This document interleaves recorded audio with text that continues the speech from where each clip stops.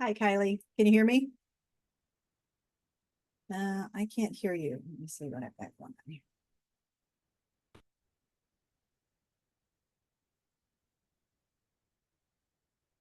Mm-mm.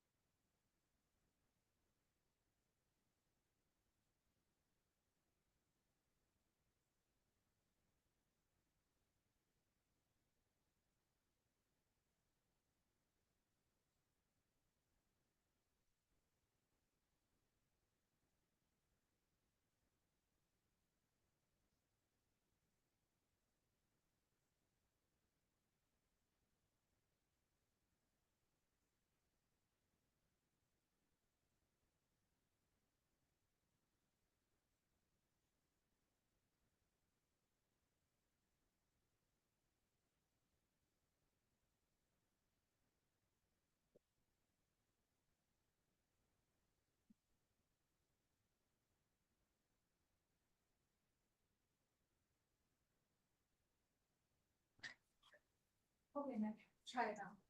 Is it working? Yes. Okay. Now I can hear you.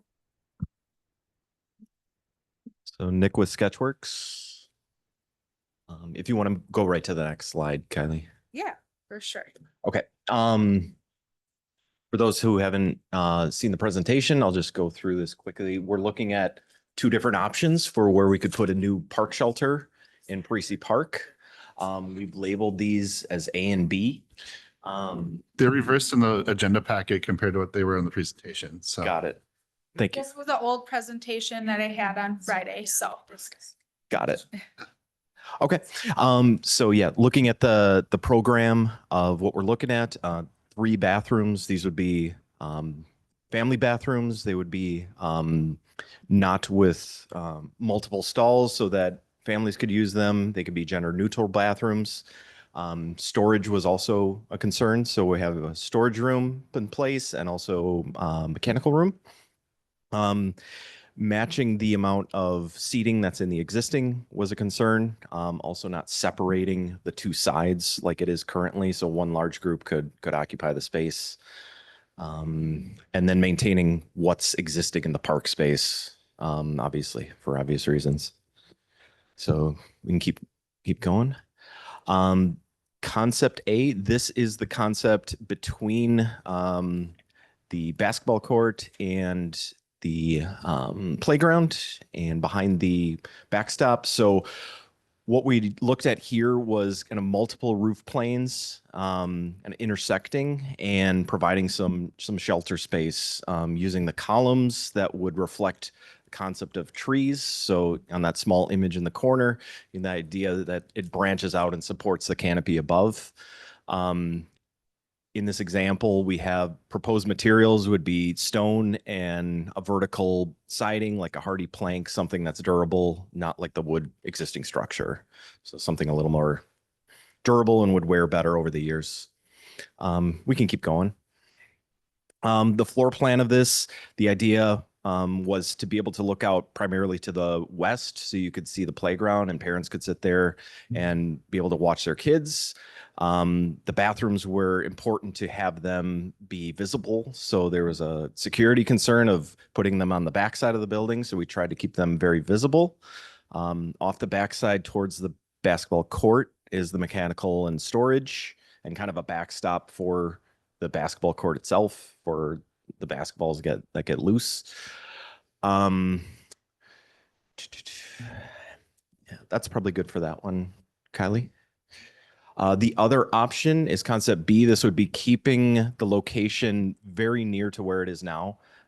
This would result in less utility costs to move utilities over to that other concept A. It's also closer to the parking lot, which is convenient for those driving in. The program is very similar. It's, the 3 bathrooms with the mechanical and storage on the backside. Again, visibility is good. Also, this option keeps the bathroom separate from the canopy structure. So kind of a group underneath the canopy would not be, you wouldn't have to walk through that group to get to these restrooms. We can keep moving. So what we did here is orient the building north-south, and then we kept the canopy kind of as one piece and kind of turned it a little bit to more orient itself towards the baseball field and feel like it's a part of the park space. Similar elements to the other option, the open column structure, and we would try to locate this option. It's very important that we stay away out of the tree root zones of the existing oak trees. They have quite large root zones that we need to avoid. So we tried to push the building as far to the east as we could to avoid any damage to those root systems. Oh, I'm sorry. I don't know if I should turn in those concepts around, like, if you, yeah, okay. Just so they can see them as they're discussing. Okay. Sure. I'm gonna, oh wait, that's all I had. Our first slides. So. Okay. Yeah. And any questions, just let us know. Thanks. It's kind of maybe gonna summarize a little bit of what the public input. I think a few of us were able to be here for the entirety of it, and I think Nick, you kind of touched on a couple things that the public mentioned. So the public overwhelmingly, I think everybody who was here, a member of the public, liked the option B that's in front of us. In their presentation is option A. So the big things were in the option A, which is would be the new location. Bathrooms, you'd have to, if you were a member of the public, you would have, and there's somebody's renting, you would have to interrupt that or walk through that, party or whatever is going on to use the restrooms. Possibility of people taking the liberty of driving their car along the path to go drop off stuff at the shelter. The cost to move it, because you do have to move all the utilities, potentially ripping up part of the path in the process. Also, that is closer to houses, and there is a discussion about security lighting and how is that going to interrupt with, or is that going to interrupt or interfere with people in their houses? So I think, like I said, the general public or the public who were able to make the meeting tonight all preferred concept B overwhelmingly. So I don't know if there were any other major things. Some of the conversation also kind of went away from shelter related items. I'll kind of leave that out for today, but. Yeah, so that I know they talked a lot about the location option. And so just A and B were switched in our public input. So this was the preferred location that from the public input. We as staff also wanted to look at another option just because of how the foul line and the path and being so close and being able to have sight lines visible and being more centrally located. So we just wanted to additionally look at an option that was for option A. Those were some of those reasons why we wanted to have another location for the shelter. I don't know, Kevin, did you have any other things? And I think part of the reason we looked at a second location was to have some options of moving the shelter away from the tree root zone Oh, yeah. of those 3, now 2 oaks around the existing shelter. Oh, yeah, that was the major one, wasn't it? That- well, In the that was a big beginning. reason why we Yeah. why we explored some other options. But I think you hit on a lot of the Mhm. public input. They talked about security lighting, playground equipment, the path, where that runs into the parking lot. I know those are things that didn't relate, right to the shelter, but it's still, I just want to kind of bring that up tonight. We'll have a summary posted that I can hopefully share with you guys, on that public input piece, but I'm looking tonight for you guys all to have discussion and provide feedback to the design team from Sketchworks so that we can move forward to a final design in a location preferably that we can move forward with on this project. So Tend to get in the weeds a little bit, sorry. that's okay.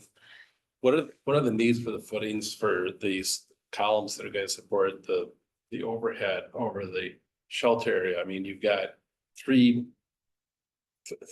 columns coming down and you've got this large cantilever. You've got a lot of torque on these things.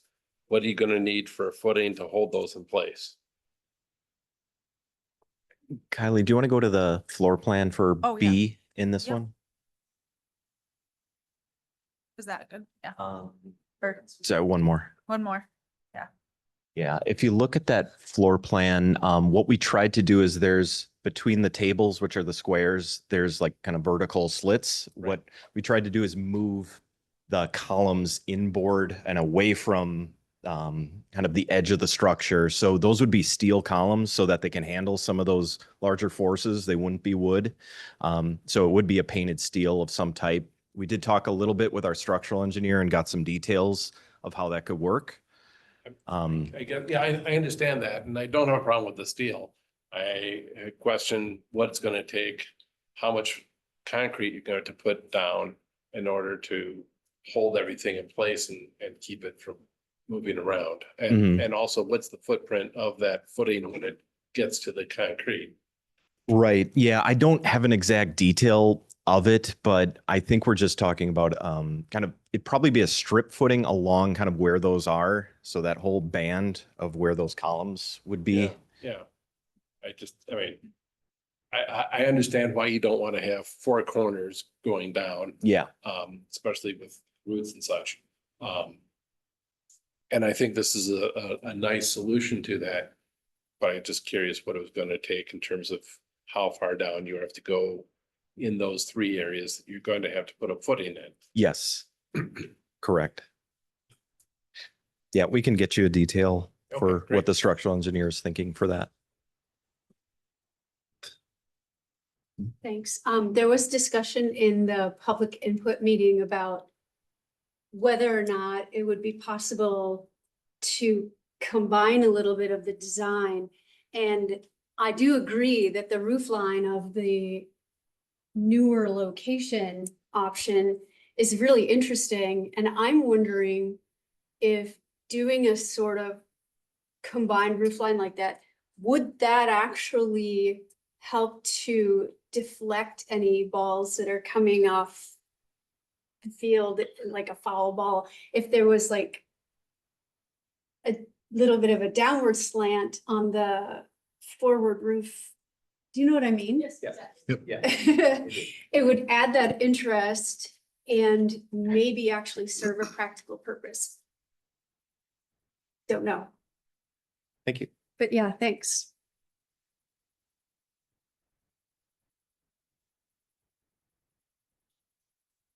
To that same thought, actually, I'm thinking as far as weights, and again, going towards the structural support needed for that roofing, if you have it two segmented members instead of it being one large member with a lot of torque, a lot of moment over the length of that, especially with stronger winds, having separate members would allow for more wind to flow through in high winds. And maybe you wouldn't need to go as deep with your support. Thank you.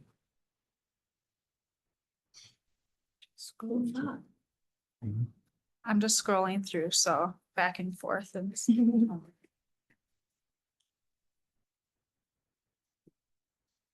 did anybody else have like feedback, I guess, on? Go ahead.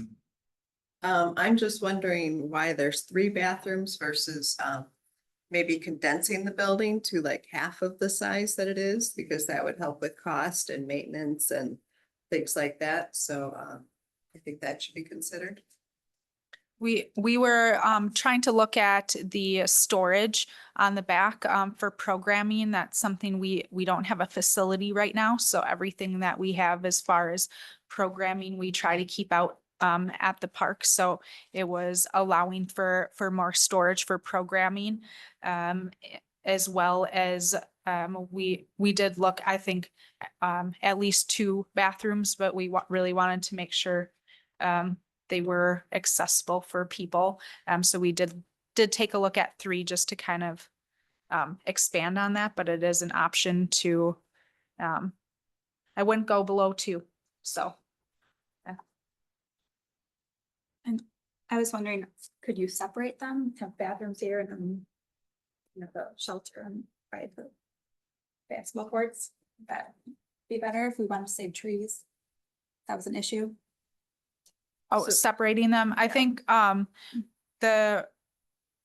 I think one of the reasons why we looked at putting it all together is just because if somebody is using the shelter area, the restrooms are right there for if they're having a kind of a party or anything like that, or a water source.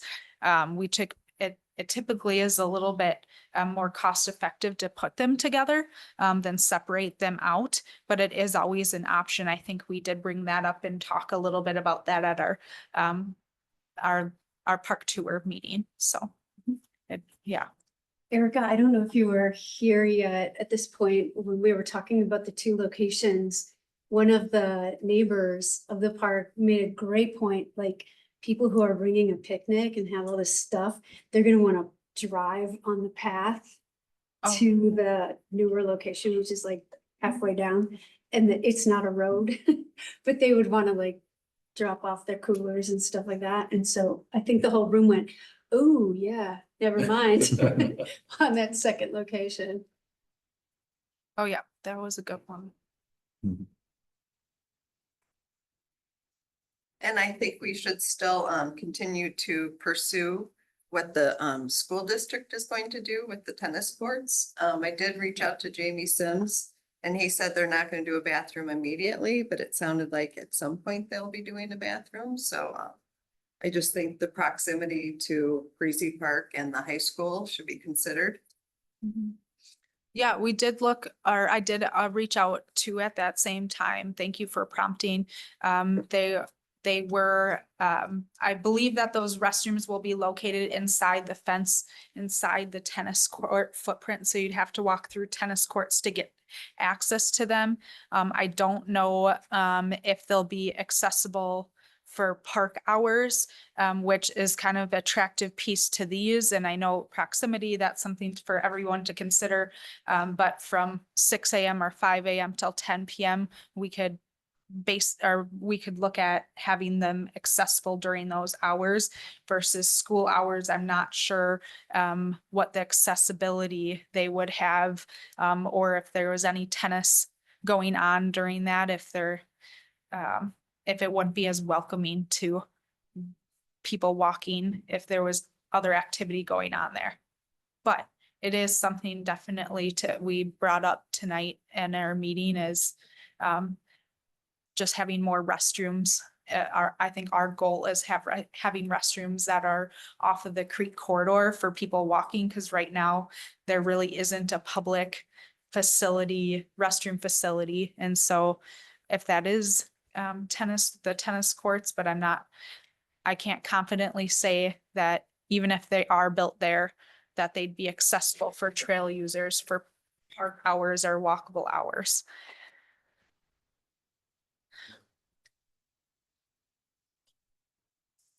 Sorry.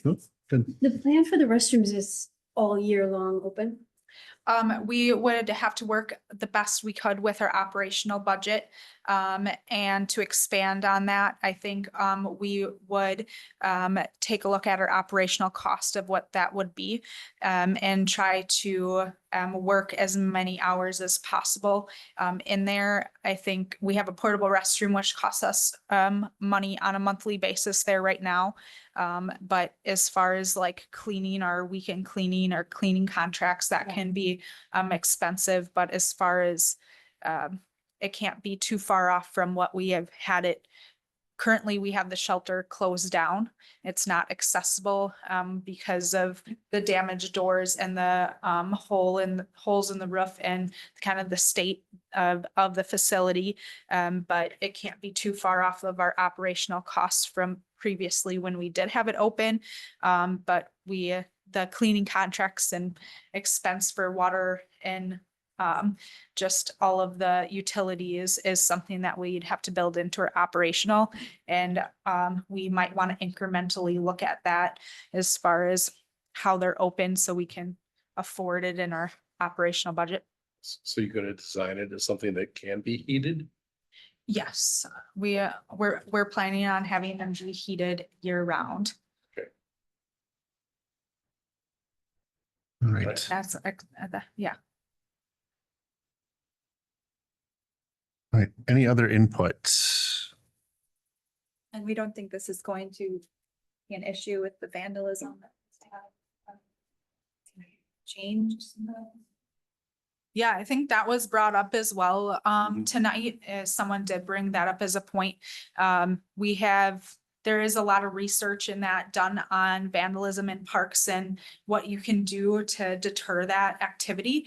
And a big component through our National Park and Rec Association or profession, they bring up is just the vandalism can actually be decreased through improvements.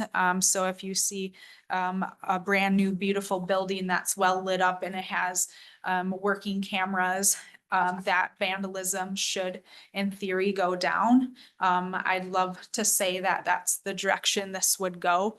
But I think I honestly think that it would improve it, but I don't know that it would fully go away. And it's just cooperation with our police department as well on that site. So. And then lastly, how many of our parks actually have 3 stalls, bathrooms that are usable year round? Lakeview and Taylor Park are the ones that we have open year round. Lakeview has one that we seasonally close towards the playground. And then we have two open men's, women's, and they have two stalls each. And then, so that's open year round. And then we also have Taylor Park, which we keep open year round. That's due to our pickleball court being there and the variability within that use. They're very active players. So if the court does not have ice or snow on it, then we have a lot of users out there. And that one has two stalls each. And then we have one on the other side, a family one on the other side too. So those are year round as well. All of our other restrooms we close down seasonally. Orchid Heights Fireman's Memorial Park. Those ones we close seasonally, and I'm probably missing another one, but. Technically, it's not park, but Stonehorse Green also has 3 Oh, yeah. bathrooms that are open all year as well. Yeah. Yep. I forgot. I about guess feeding on that, Stonehorse Green is used quite a bit, and I don't know how Breezy Park is gonna be used as much year round. People walking the trails and such, sure, there'll be people passing through. I'm just throwing ideas Mhm. out. Mhm.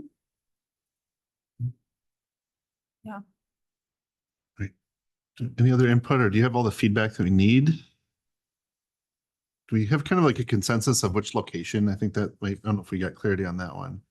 The public input, like Mhm. definitely did. Yeah, I yeah. really like, your guys' feedback on location or just generally anything that you'd like to put into, into the design or Sketchworks hands, to leave with tonight. I have a lot of concerns around concept B and footprint as far as everything from where how far the slab's gonna have to extend towards the steep slope towards the creek bed to how deep the supports are gonna have to be for the roof, as well as for the bathrooms and storage space. I don't know how much we have to work with in that site, given how close the existing structure is, and I'm actually looking at satellite view right now, and I don't think the path can move any further south to get us more room. With that being said, the public input was very firmly in support of site B. Mhm. And I think we might have to work with what we've got as far as that's concerned. Yeah, I think that's something to strongly consider moving towards the engineering design on this. Yeah, I'm not sure I like this one. If any trees are cut down, then I do not want this one at all. Yeah, and even if the trees aren't cut down, damaging the roots, impacting the roots. I don't know if we have any idea how far the roots have made it into the current slab that's laid down. It looks like it's been repoured at least once. I'm just walking up there and taking a look at where the erosion has already occurred. And the trees that are there are all the way at the edge of the slope, to the point where if the trees roots did get impacted and the trees did die, you're losing a lot of that slope in probably quick order. Those are my thoughts as far as just structural. I don't know how much can be done to help support that earth on that bankment. It's something we should probably consider if we're gonna commit to the site B, the public favored location. And that's good feedback. I don't know, Kevin, if you have anything on the tree, we looked into that very, very heavily from the start, is the tree root zone and that impact on it. And then, I'm not sure who from your team, from Sketchworks team, or who you had, a part of some of our meetings. I know we looked very heavily at the footings. It was a part of our conversation and what we would do there to, make sure if anything was, done for footing wise, that it wouldn't impact the root zone. I know where these footings are located, the tree area that we were trying to stay away from, the tree is no longer there, but it's still that slope or erosion or anything. The full survey work of this site plan, we're not showing you that. Tonight, we're not going into all of those, like the entire survey of the area, and kind of looking at, it's hard when you're looking at concepts and don't have the entire plan laid out for each of the design concepts. But Kevin, if you have any further feedback. Yeah, just from the start of this, we kind of looked at, okay, where's this existing structure and what are we talking about doing as far as replacing it? And we look at from overhead view, your satellite view, the existing structure is pretty much within the drip line of the tree. So that's kind of like a rough approximation of where our tree protection zone would be, where you wouldn't want to be doing any earthwork inside of that, but we're entirely in that. I don't know. I don't think our choice is we're not gonna cut down any trees, but I think that this this design under those drip lines, under those canopies, that's gonna much more greatly affect the trees. So you're not maybe choosing to cut them down, but you might need to be okay that in 5 to 7 years, you're gonna see some serious decline in the trees. And on site B, something that we've been concerned with on staff a little bit too, or that was brought up is like, as people driving into the park, like even like set or Saturday, we had people driving around Lakeview to go to the pad on the backside.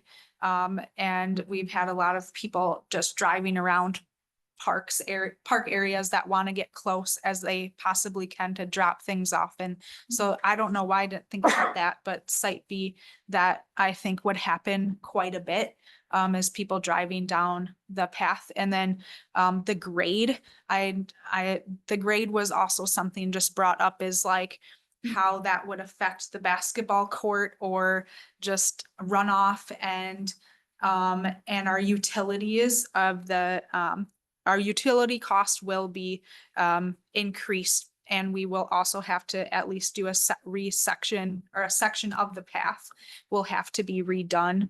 And I would kind of want to do the whole path if we were doing a section of it in that space. And then with that, yeah, we just kind of looked at the grade a little bit of, or the utility that runs in, I think is still a concern. The sewer lateral or the water lateral, I think was something that was brought up and they don't really know for sure. It might cost a lot more, but just, that was something else I don't know to bring up. Yeah, the sewer has to have a slope. For every foot, it has to drop by a certain amount, so it Yeah. gravitates. I guess if you're redoing the path already, would it be an opportunity to add car barrier pylons at that egress? Some sort of mallard or removal, or maybe a removable post if you ever need to Yeah. put something in. That way you can remove it when it comes winter time, or if you need access for parks personnel. You could. So I know Um, it's a cost. No, you could, and then I would want to look at where the path would go, and then it ties into the parking lot.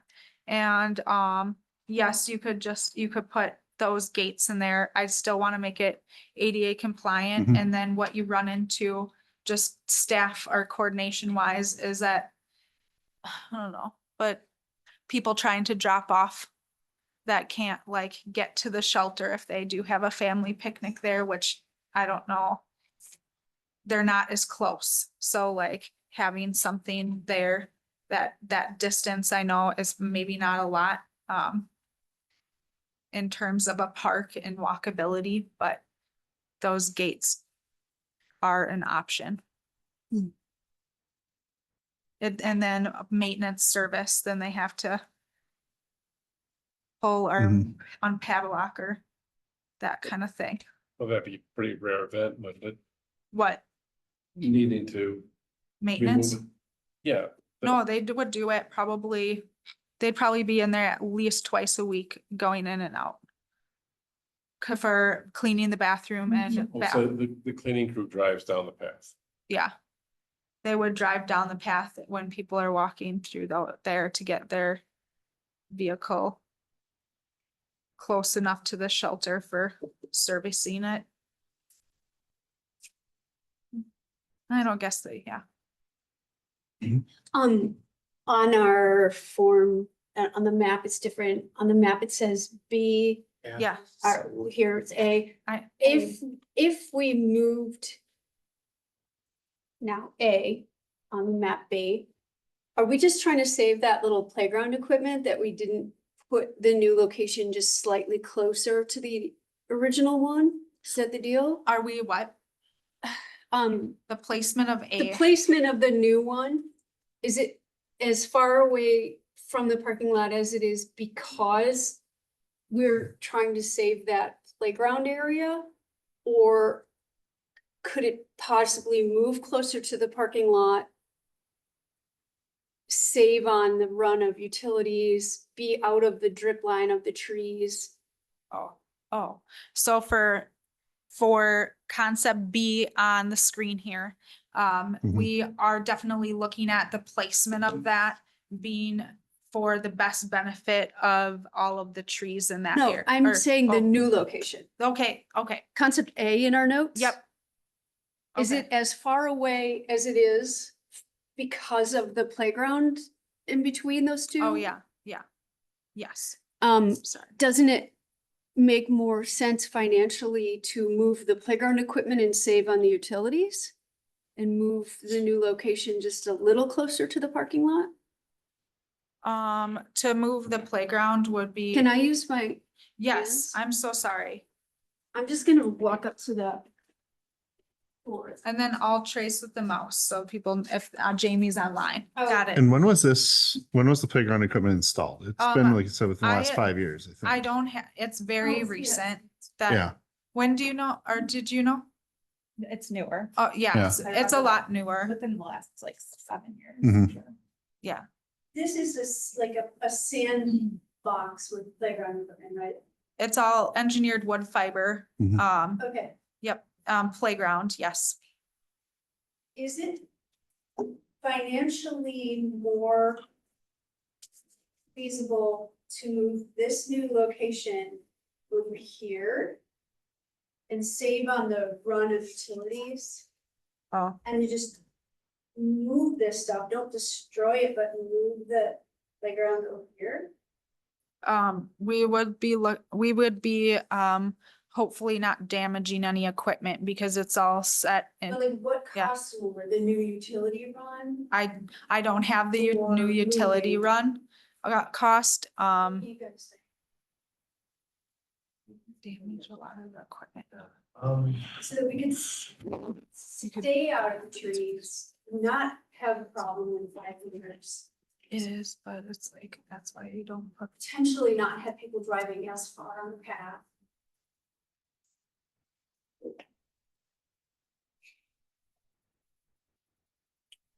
With how the embankment slopes, I do think every foot we can move it further to the east. The lot further we get from that slope, because it does run west northwest. Like from where the parking lot is, it runs diagonally up, like with for that secondary structure is sloped, it's about parallel to that. So if you were to move it just straight east, So does this not help much? No, it What you're would. saying? it would absolutely help get it further away. Maybe avoiding the slide, but moving some of the smaller equipment to the west side of that.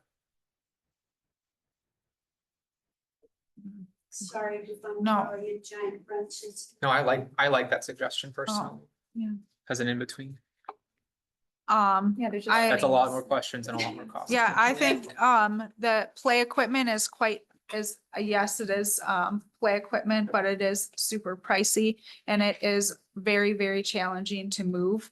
I don't know, and it is challenging to move. And not damage the equipment. I've never,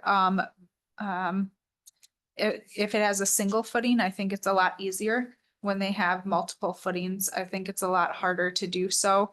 And then you also have to make sure some of them have like fall zones.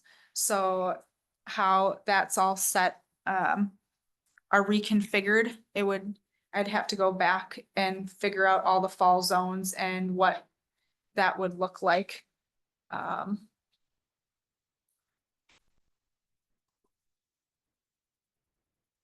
I'm not a fan of moving playground equipment, but that's just because it's there and it's brand new.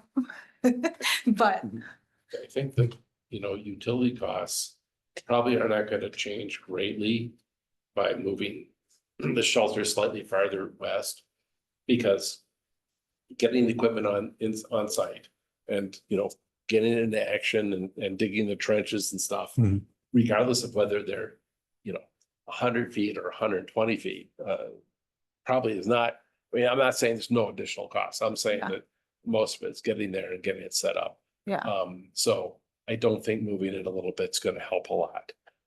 for utility costs. And, an option, one possible option, if there's an issue with proper slope for the sewer pipe would be to do a force main. So you're avoiding that, although I don't know what that takes on the other end. That might be a big can of worms, so. But I really want to avoid steps going up to the shelter. I think steps would be unacceptable, given what we're trying to accomplish here. I'm just nervous about the sloping to the, basketball court and the grade and all of that Mhm. being, And then there are memorials, Memorial Rock and Bench in that area. Yeah. But those per our policy that was approved, we can move those. It just, we can move them if they need to be relocated, and it might be a better option for the family as well. Is there, I was just, my biggest concern with moving it with the utilities is how much is that going to add to the cost? And can you get the same amount of shelter on our screen A as you could at B, if that makes sense? Or is it going to be a smaller shelter because it's going to cost a lot more money to run all those utilities to the east from where the current location is? But also, making sure that it's accessible and everything without, again, how much is that going to add to the costs as well? If we need to make it, if it's more of a challenge to make it ADA compliant, eventually we keep adding costs to it. And what are we going to get? How much is that going to change the building? Not because of the location, but because we have a budget to work around. So I think that's kind of a concern I have with the moving it to the east.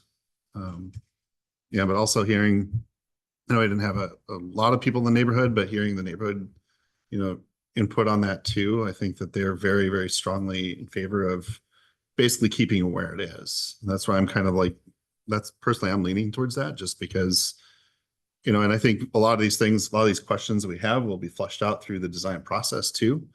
As we get in there, get designing, actually get to, sounds like they've done a lot of the engineering and surveying work already that we don't have, we don't have that in front of us right now. Maybe some of these questions are already answered and we just don't have those answers right now. I think that could be something in like if you guys want to look at a motion to kind of make it stronger that something is considered. I know that everything's considered, that you guys want to be considered, Is the existing shelter, is that slab on grade? It has a thickened edge, so there's Yeah. no deep footing there. Right. So, well, okay. And that's what would be proposed for the new one? I think we'd be doing frost walls. Oof. Yeah. And I have a question. Do you think we actually need this shelter? Or do we just do the bathroom? We just have some picnic tables? I would think that having a covered area would be beneficial to the entire park and community. And so I'd lean towards looking at at least a covered area. That, I like the shade of a tree more than a shelter. personally. okay.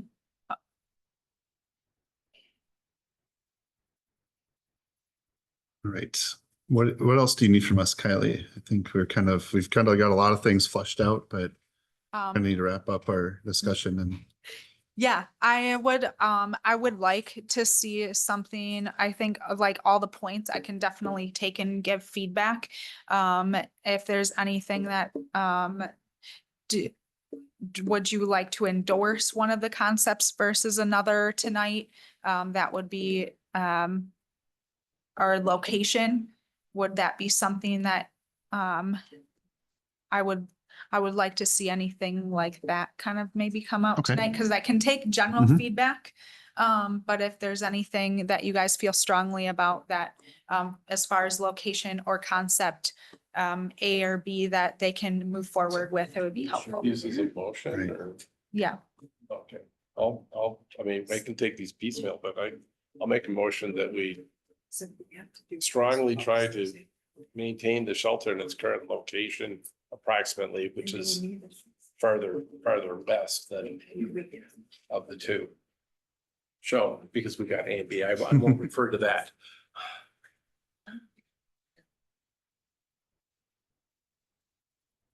So we have a motion to endorse the location further the western site. Where of the two proposals. Okay. We have a second on that one.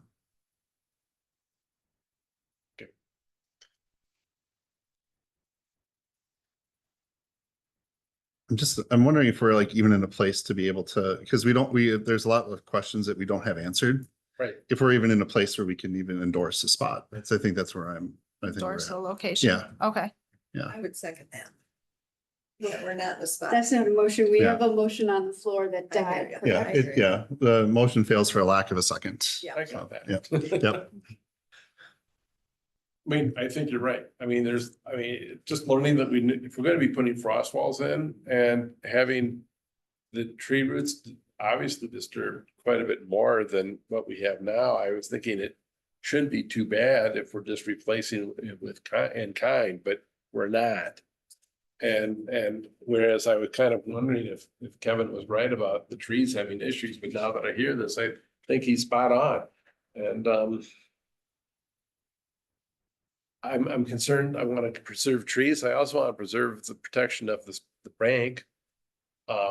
So I don't really like having the shelter move that far over, but I also don't like disturbing the trees. I do have photographs of the trees relative to the current structure. Yeah. Yeah, they're right there. They're right on the edge. Yeah. Ugh. Yeah, that is super close to the big and big. All right. Do we still think it's important to have restrooms and a shelter in the space? What reaction have you gotten to the fact that over the last year we only had porta potty and no bathrooms that were in the shelter? Have you got a lot of negative feedback about that? I would say that we didn't pose that question tonight as far as like not having it as an option and just using portable restrooms. But we do get a high use for the park, and we don't have an ADA compliant restroom out there. So that concerns me. And then we're looking for a lot out of this space to benefit the community and for several uses. So I would tend to lean towards looking at something that would benefit think the an Oak users of Grove. the trail system of everybody that really hard to utilizes the park from the avoid. school district. I know we didn't get into the use, but we have to look at I was almost thinking, great. if we could flip the improving park spaces in a way face this way. that services the use as well. So, yeah, Well, but- it'd still be in the yeah. outfield. I don't know. I'm not supposed to call on people. I'm not the chair. Move the baseball field down here. But yeah, Oh, go yeah. ahead. Sorry. I mean, I Sorry. really don't Yeah. know what I'm talking about here, but Okay. I've been kind of lost on some of the building stuff, but so I don't know how feasible any of this is, but I feel like you could maybe put in the restrooms like where they already are, make those nicer in some way with some of this plan, and then put kind of like the splitting idea, but like maybe instead of putting like a whole pavilion there, you can just maybe invest in like nice like those picnic benches, because I don't know how much year-round use this park sees as opposed to just like fall and spring, when maybe like an overhead wouldn't be like as needed, or like something of that manner where it's not like you don't need to put cement down, but you can just put like some kind of like picnic benches down over between like the basketball courts so that parents can sit there and they can see, but then also the bathrooms, so for trail users and to be ADA compliant. Yeah, the restrooms then would be ADA compliant, but seating area wouldn't be ADA compliant in that scenario, but still an option to have picnic tables in your park spaces, and people use picnic tables throughout. We do see a lot of summer use with Middleton baseball, softball, holding their programs there. So, and spring for programming and school district use, and fall as well for programming and school district use. So we're we as staff and design team are coming up with the best option we think, the two best options we think are suitable, and we have looked into that, that bank and that, the tree root zones as well. So that's something we've been highly considering through this entire process. And I think I've said it about 20 times each meeting that we need to focus on or at least be attentive to the trees in the area and making sure those are protected. So I know right off the bat, that's been something they've been considering. And I don't know as far as design or we haven't gotten to that point yet because we have to get comfortable with the location because we can't design two separate buildings. Can you explain what a frost wall is and what it would do to the roots of the trees?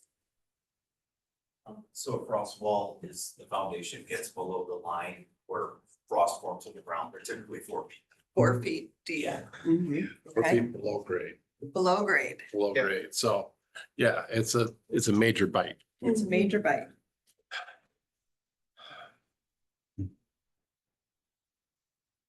Did the public?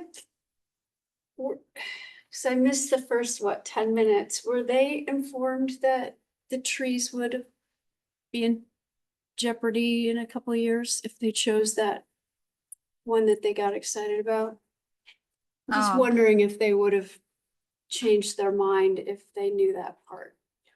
I know Aria, you brought it up. I mentioned it, but that was the first time it came up. Yeah, That was the first time anything regarding that slope, the grade on the back end, yeah. the incline. So I just wonder if they would think the same. Right. Yeah, that was also my thinking when I saw it is, do we really want to do we want to invest in the location and refresh the location and potentially look at 5 to 10 years down the line, having so much erosion that we are now have the embankment working its way up to the new structure. If you lose one of those Mhm. trees, you're gonna lose that earth very quickly. Yeah. And the cost is gonna become much greater Mhm. once you lose the trees roots stabilizing that earth.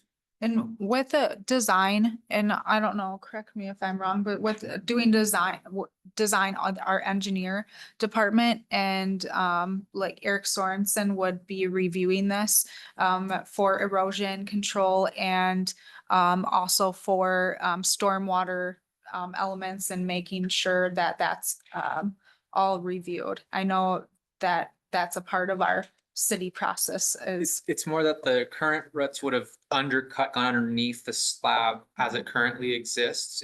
The trees would grow out as much as it can, like you mentioned, it's under the drip line. As I understand it, at least, it would likely have roots running underneath the slab. And us going lower without relocating the location of that would directly impact the roots that are there.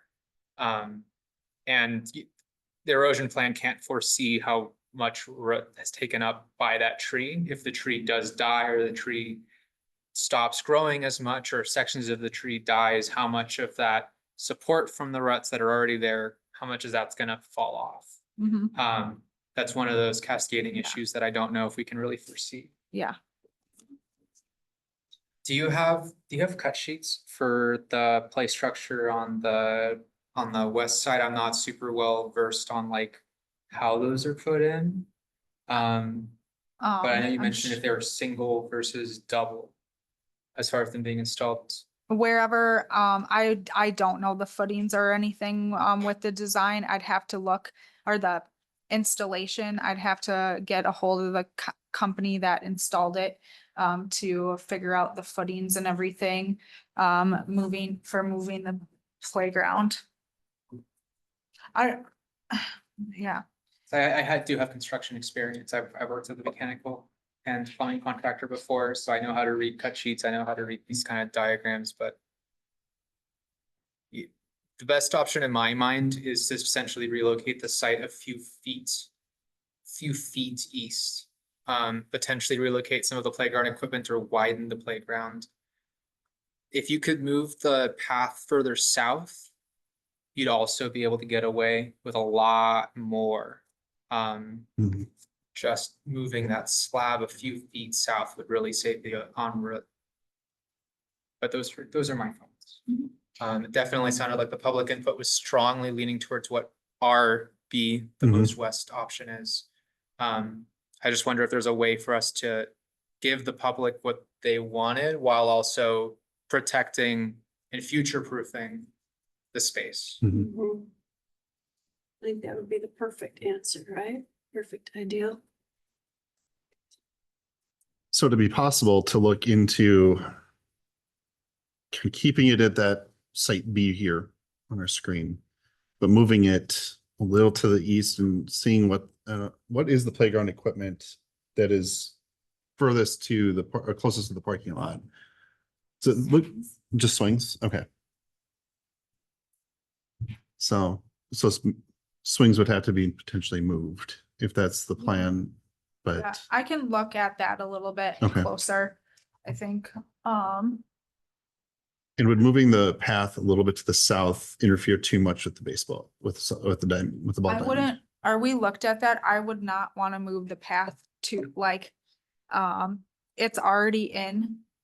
It's already there, so I Mhm. wouldn't want to be moving that any more towards the baseball diamond.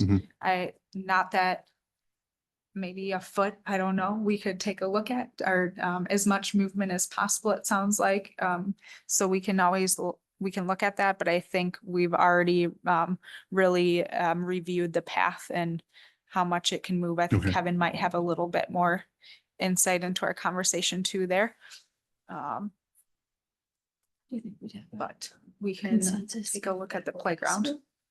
So I motion to strike the eastern location from the options and to consider site B or potential relocation a few within that area.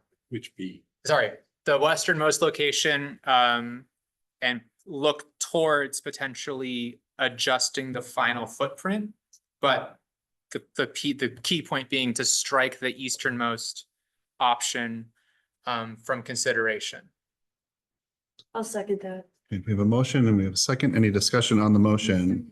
I don't know my direction. That's So eastern. the one next to. North, south. Yes. Basketball court. Strike the- Yes, strike the eastern one. I don't know if Not I that. want to strike it. Okay, so. So essentially, instead of saying let's go for B, we're saying not A. Okay. All right, so we do have a motion and a second. Any discussion on the motion? All right, hearing none, all those, do we need to restate the motion? Make sure we're clear. Basically, it's striking A and considering B in the region of B. I think that's kind of basically what the motion is, so. All right, not hearing any, okay, we do have discussion. I don't know. Are we able to vote if we need this or not? If people, I mean, You how vote- does that work? You can vote against it. I can You can vote it. against the motion. Yeah. Okay. All right. All right, any other discussion? All right, hearing none, all those in favor say aye. Aye. Opposed? No. All right. All right, motion does carry. I think it was, we have one or two no's? One no, two no's. Okay. What was- Jamie? Jamie was no. Oh, and Jamie. You So need, yes, yep, I'm good here. Yay. You're yes. Okay. Thank you. All right. I'm sorry, guys, I have a hard out. Thank you. All right. Moving on to our next item on our agenda. So we are at resolution 2024-45, amending the 2024 American Rescue Plan Act, budget for tree removals. Oh, okay. So, the ARPA funding, the Common Council or Finance Committee has looked at ARPA funding. And, there are more funds available and they have to be used up by the end of this year. So one of the committee members wanted to look into all the storm damage that, occurred this year and how it can support, our efforts to, coming back from that storm damage. Something we discussed as staff is getting through our removal list.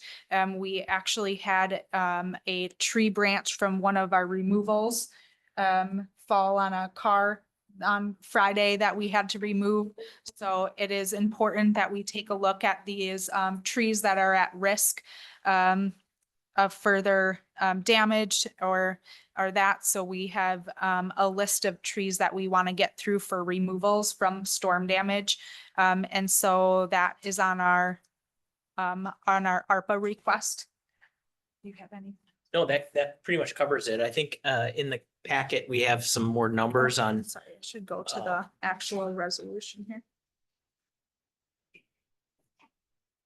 It was $30,000 for that ARPA funding resolution. And then- Yeah, and so I think we've year to date taken down somewhat somewhere in the ballpark of 40 trees or so. A lot of those are storm damaged trees from that late May, early June events. And then we have a list of close to 50 trees that still need to be taken down. So this funding would go toward the removal of those storm damaged or trees associated with risk. And then allow for the eventual stump grinding of those removals to make way for planting sites. All right. Any other questions? Let's accept a motion. Accept a motion? Motion to approve, Seconded. to recommend to the council. Seconded. Okay, we have a motion and we have a second. Do we have any discussion on the motion? All right, hearing none. All those in favor say aye. Aye. Opposed? Aye. Motion carries. All right, agenda item number 3, resolution 2024-44 for support of the 2025 regular urban forestry grant application. And here we're just looking for a recommendation for finance and council to approve us going after matching grant funds that would allow for strategic planning in the urban forest as well as staff training. And we haven't had an urban forestry management plan in the time, I don't believe ever for the city of Middleton, but so it's very exciting if we had one of those in place. Should recommend approval. Okay, we have a motion. Do we have a second? Second. All right, we have a motion and a second. Any discussion on the motion? All right, hearing none. All those in favor say aye. Aye. Aye. Opposed? All right, motion carries. Okay, agenda item number 4, award of bid to JF Brennan Company for the amount of $97,000 for the Lake Street Kayak Boat Launch Project. So we contracted with MSA. That addendum to the agreement was brought to you guys a few months back for MSA to bid out the pier portion at Lake Street. So that's basically everything from the fishing dock, emergency boat, and the kayak launch, everything that's on the water to get bid out. And so that went through the bid process, and we had one come back for the project, and that was JF Brennan, and at 97, which was within that for the park and the pier, was approved by Common Council and Parks and Rec Commission for to be within that 210,000. So it all is within that price range with this bid. All right. Accept a motion approving. I motion to award the bid. I'll second that. All right, we have a motion and a second. Any discussion on the motion? All right, hearing none. All those in favor say aye. Aye. Opposed? All right, motion carries. Oh, Jamie, I hear you. Okay, motion carries. All right, agenda item number 5, the 2025 seasonal wage scale. Okay, this is gonna make you maybe a little dizzy here, and it's super tiny. But Squint. yeah, I can scroll in a little bit here. So this is the second year we're doing a official wage scale for our seasonal staff. This really helps all of our supervisory staff to hire in all of our seasonal positions and know where they're at. We we have added a few new positions. The new positions would be the ones that don't have a wage in 2024. That would help differentiate some of that instructor, if they have certifications, to get them at a higher wage than potentially someone that is starting from base level. So that's kind of in our recreation. We increased our admin assistant and our interns up to $17 an hour. We're trying to get everybody kind of above 15, hopefully in the next few years, that the baseline would be at the lowest at 15. But some of our really entry level positions for first time jobs are starting at 12 as aides or helpers as they're learning at 14 years old.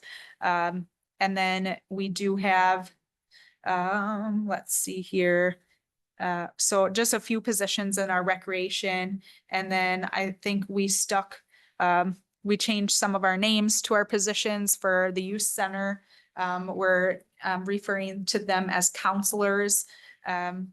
And then I believe all the pool stayed the same as last year. We didn't adjust any of the wages for the pool. And then we added a parks ranger position in at $20 an hour. So a few new positions, not too many changes for starting wages. Just a handful of updates there. This is a recommendation to come to council, or? No, this is just an approval for our department, that I like to have, to kind of back up our, So I'll this make a policy. motion to approve the wage scale as presented. I second. Okay, we have a motion and we have a second. Do you have any discussion on the motion? Okay, hearing none. All those in favor say aye. Aye. Opposed? All right, motion carries. All right, agenda item number 6, resident and non-resident definition and fee policy. All right, so this one, I'm bringing to you, I'm not looking for motion, I'm looking for feedback tonight. Currently, and then hopefully bringing something back in the form of a policy at an upcoming meeting. Currently, we provide school district residents or anybody outside the district that attends the school district resident rate. For our park shelters, our aquatics facility, for all of our programs, leagues, anything that requires a fee to participate in, we still open to anybody, a visitor outside of our community or anybody within the city of Middleton access. So we don't provide lack of access to participate in any of our programming, but we do charge a non-resident fee for anybody outside of the school district. And then anybody inside the school district as resident. I'd really like to consider taking a look at that policy. One of my recommendations or staff recommendations would be to look at City of Middleton residency versus non-residency, because all the funding that we fund, all of our staffing, all of our operations, anything that we have running in our department is all funded by City of Middleton taxpayers.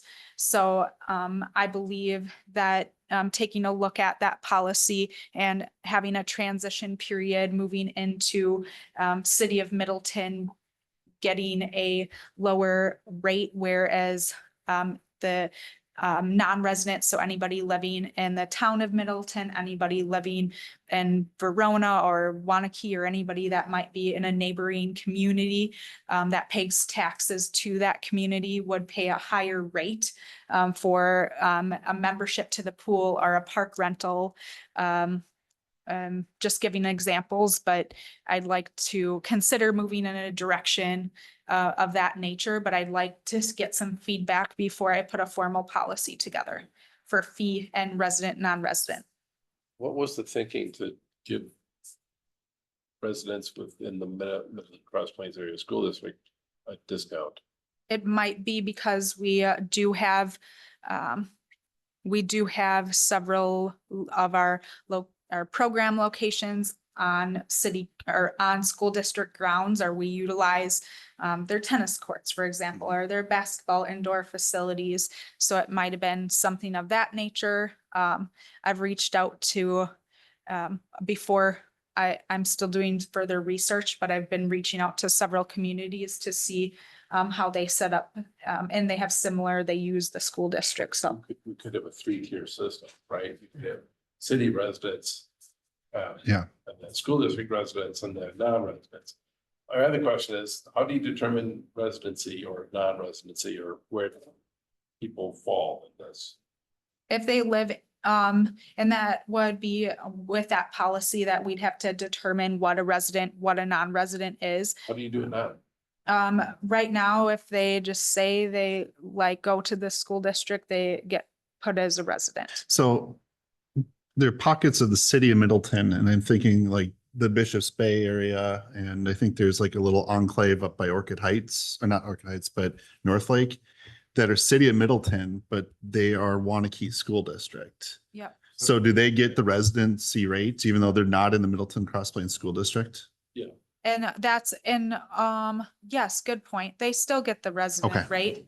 Then it must be like a combination of school district and city okay. residency. Because But I Right would think it would now- get very confusing if you say Middleton Cross Plains School District, because knowing where the line is. We don't know that. We would have to pull the school I mean, district. you know, pretty much anybody, you know, I live in Madison, so I should get the discount. You don't really, unless you're gonna look it up on Access Dane or something, you're Mhm. not gonna know where they are. And I don't think the people doing this want to look everybody up in Access Dane. Let's say the other thing is there's a little enclave kind of west of Woodman's that is, it's city of Madison, but it's Milton Cross Plains School District, And they get resident rate. and they get resident rate. Yeah, a little south. Yeah. And right now, kind of anybody that is like, I go to the school district, we don't really have a way to determine if they do or don't. I think working with the school district, we could probably solve that, right?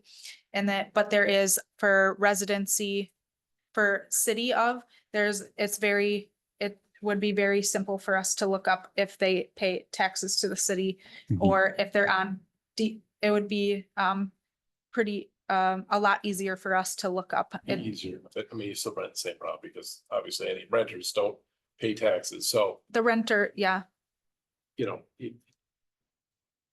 the renters, if they reside in the city of Middleton, that's maybe some, the direction that we'd go is if you reside here, even if you rent. But I am looking up examples from several communities, and to provide as examples. I just have a really hard time providing residency, to like a residency rate, or I'm looking at the nonprofit rate. Like we have a lot of outside nonprofits that get to rent our shelters at a very, very discounted rate. And then we're taking a look at trying to be more financially sustainable with our operations for recreation. This would be an opportunity for us to review our fee process and help to make sure we're sustainable in how we offer programming. And then we could also support our youth center in a more positive direction. So we've just been really reviewing this and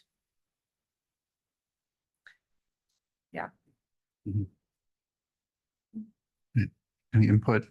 I think moving it towards city, Middleton would be much more of a streamlined perspective, both on the resident side of things. Like, I don't have kids here. I don't know if I live in the Middleton Cross Plains School District or not. Yeah. I wouldn't know if I qualify for that if I read Okay. that on signage or anything. You do. Yeah. I know the school's district lines are really weird, Mhm. so I don't know if that's maybe like the best thing to go off of. Cause like my friends, I mean, I go to Middleton, so I know I'm in the district and I have friends in the district, but I can live 20 minutes away from them. And some other people, it's like they're almost in Madison or they are in Madison, or like there's houses behind me, like you were talking about that little enclave that is like part of Wanakee. That's like right behind me, and I know some of those kids, and it's just kind of weird how Middleton is structured because they've also like closed off their borders so that they can't expand anymore because the school district's really big and they don't want any more kids.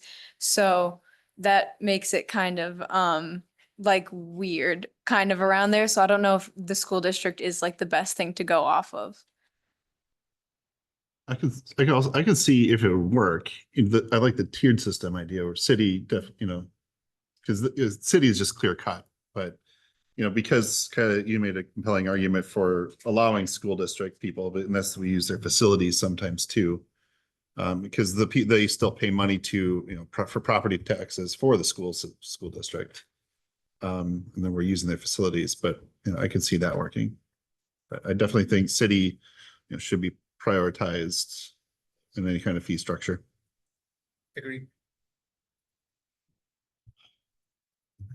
That give you the answer you're looking. No, that I just I wanted some feedback because if I come forward with a policy, this is a really big change for our operations and department, and we're Sure. gonna have to look at phasing operations in. And I wanted to I started putting a policy for nonprofit rates for our shelters, but then the residency hung me up, so I can't get movement on a lot of things without this piece. So our team can't. All right. Thank you. All right. Agenda item number 7, discussion on city committee streamlining and consolidation.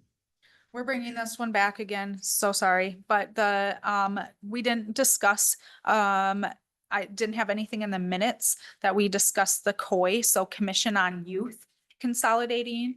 The COI has not COI has not met, and I'm just gonna refer to them as COI, have not met since July of 2023.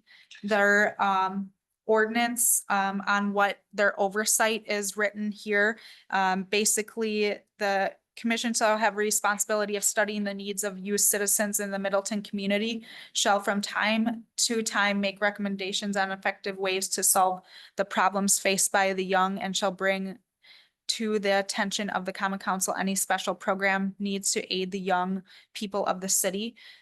This is a committee that's under our department, or that I'd like to address, just because it's been hard to, even with the members that were assigned before 2023, to get us to have recommendations or meet or know what to move forward with. So we created a strategic plan, which everybody was involved in making. But it was just really hard to keep that moving and having recommendations, or even having everybody come and attend the meetings. And then we didn't have a lot to bring forward to the Common Council to have discussion. This falls a lot under recreation, and recreation is a part of this board, and having discussions on programming and that. So my suggestion is to merge or consider merging the COI with the Pure FC, just so that we don't have, or we still reach the goal of the commission on the whole, or the committee on the whole, of reducing committees and volunteer needs. I think if you want to put some of the oversight under Parks and Rec for this, I certainly don't want to expand the title of the committee. What do you mean but- by like the title? Yeah. Yeah, The name. yeah. Because it's already more than but I mean, we could have in there, if you want someplace to put this on the rare occasion it comes up, I guess we're probably as good as any. I'm not thrilled with this, but I understand the need to have somebody to discuss this, and I can't come up with a reason why it shouldn't be us. Unless someone has a better idea. When I first read this in the agenda, I had concerns regarding dilution of focus, but if they haven't met since 2023. There can't be a whole lot going on. Yeah, same. That's the thoughts that I have. I was thinking along similar lines, and that is this going to add a lot of workload and agenda items to our, meetings every other week. As I say here, it's 8:21, right? And if they haven't met in almost a year and a half, I guess that kind of eased my concern about that a little bit. Yeah. There hasn't been anything that has come from the committee in my time, or I believe in Gabrielle's time before they were recreating or restarting up the youth center, that has come forward as a recommendation to common council. And I really see our committee and several of these committees as providing recommendation to finance or common council. And if that's not coming out of that, then I'm not sure If the workload were to suddenly come up and to the point where you would want enough people dedicated to the mission, we would just motion back to common council, correct? To separate it out if the need was there and we didn't have the capacity? Or could we even like do a subcommittee? I think there is, I think a place for something like that is a subcommittee, so then you don't have to like create a whole new committee that has to meet on a regular basis, that it's like a ad hoc, is that a right term? That sounds right. Yeah, Yeah. Okay, so we're looking to propose this change to the common council? to common council and LNO, license and ordinance. We would have to work, I would have to work on an ordinance rewrite for this, and then the Parks and Rec that would come forward for you guys to review and look at and be okay with. So there's no motion to consider, it's just, I would like a motion to just merge the merging, or whatever you guys would like to do. I move that we merge the responsibilities of the committee on mission on youth into the Parks, Rec and Forestry Department. a second. We have a motion and we have a second. Do we have any discussion on the motion? Right, hearing none. All those in favor say aye. Aye. Opposed? All right, motion carries. All right, liaison reports. It's actually been a little bit of time since the Plan Commission met. We did not meet last week because we didn't have any agenda items, shockingly. The last time we did meet though, the Garden District at the Bruce Company was back on the agenda. It wasn't as, I'll say, contentious as it had been, but the big thing for that involves PRFC is that, so the Bruce Company has a sign out by the Beltline. That would be kind of like on, I guess for lack of a better term, on parkland, and they were requesting an easement to get access to the sign for maintenance purposes. So I think it was a 10-foot wide easement, so they could have along it. And initially they were going to have it on Parks land, and I think they actually we may have come up with a compromise of having half of it on Parks, half of it on theirs. On their land, so we're only losing about 5 feet of land along the border of the park. So it just means you can't really develop anything on that 5 feet, which we probably honestly wouldn't do anyways. So, but they just need to have access to that sign to maintain it. Kylie, you have a question? Yeah, what is the sign? So if you're driving up, if you pass if you pass the University exit, University Avenue exit, up towards the airport road exit, there's the Bruce Company sign, like right on the highway. That, the big guy. Yeah, Okay, yeah.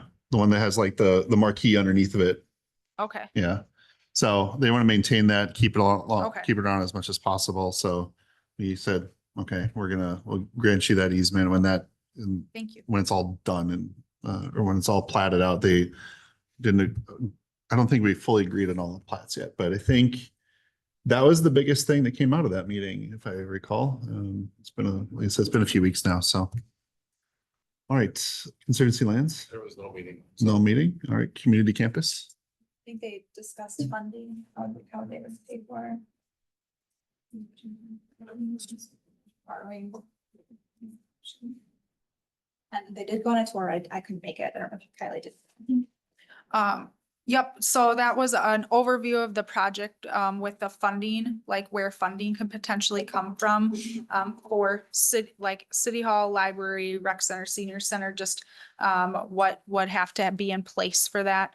They talked about impact fees, and borrowing and, fundraising on all these different options. And that will, be presented as a part of the project when they get there. Right now, it's just determining the needs. And taking a look at different options out there touring. The tour was to one of the, I think the best rec centers in the state of Wisconsin right now. It's in New Berlin. It's a Mhm. brand new one. And it does take up quite a large square footage, but it's, I'm just encouraging of people to see different options of newer spaces.